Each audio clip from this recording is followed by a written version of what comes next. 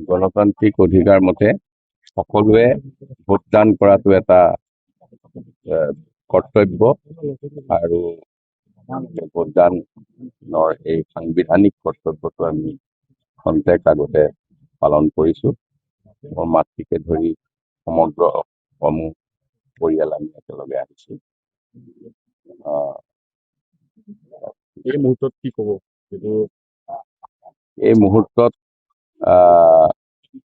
এইকেইদিনৰ যিটো নিৰ্বাচনী আমাৰ প্ৰচাৰ কাৰ্য হ'ল বা নিৰ্বাচনৰ যিখিনি আমি প্ৰস্তুতি কৰিছিলোঁ তাৰ যিটো ফিডবেক পাইছোঁ সেইমতে দেখা গৈছে যে কলিয়াবৰ বিধানসভা সমষ্টিত পূৰ্বতকৈও এটা বেছি ব্যৱধানত আমাৰ ইয়াত আমাৰ মিত্ৰজোঁটৰ বিজেপি এজিপি UPF-ৰ মিত্ৰজোঁটৰ প্ৰাৰ্থী হিচাপে আমি নিৰ্বাচিত হ'ম বুলি মই আশা কৰিছোঁ। নতুন ভোটাৰ উদ্দেশ্যে কি ক'ব? নতুন বহুত যুৱ যুৱতীয়ে আজি প্ৰথম ভোটদান কৰিবলৈ আহিছে। ৰাতিপুৱা কেইবাগৰাকীও তেনে ভোটদান কৰিবলৈ যোৱাৰ আগমুহূৰ্তত আহি লগ পাইছিলে। মই তেওঁলোকক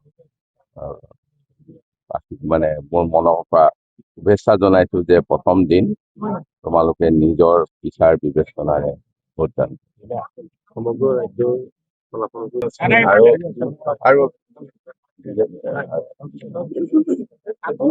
ৰাতি এই মুহূৰ্তত আমি অসম গণ পৰিষদ মিত্ৰজোঁটৰ অংশীদাৰ হিচাপে আমাৰ মুখ্যমন্ত্ৰী ডক্টৰ হিমন্ত বিশ্ব শৰ্মাক আমি দলৰ তৰফৰ পৰা শুভেচ্ছা জ্ঞাপন কৰিছোঁ আৰু আগন্তুক সময়ত তেখেতৰ নেতৃত্বত আকৌ এখন NDA চৰকাৰ হ'ব, মিত্ৰজোঁটৰ চৰকাৰ। সেইখিনি আমি আজি এই শুভ মুহূৰ্তত আমাৰ তৰফৰ পৰা অনুভৱ বহুত ভাল লাগিছে, ফূৰ্তি। আজি মোৰ দ্বিতীয় ভোট আৰু দেউতাক দিবলৈ পাই ইয়াতকৈ কি ডাঙৰ কথা হ'ব পাৰে মোৰ কাৰণে, সেইটোৱে মই ভাবিছোঁ আৰু সকলোকে দেখিও আনন্দ লাগিছে। ভাল লাগিছে। দেউতাৰ প্ৰচাৰ যথেষ্ট সময় ব্যয় কৰিলে, কষ্ট কৰিলে, তাৰ ফলটো কেনেকুৱা বুলি ভাবে? ফলটো ভাল হ'ব বুলিয়ে মই ভাবোঁ, বিশ্বাস আচলতে, ভাবোঁ নহয়। আৰু আগৰ দৰে আমাক মৰম আশীৰ্বাদ দিব বুলি মোৰ বিশ্বাস আছে। মনটো ভাল লাগিছে, সকলোকে দেখি ভাল পাইছো।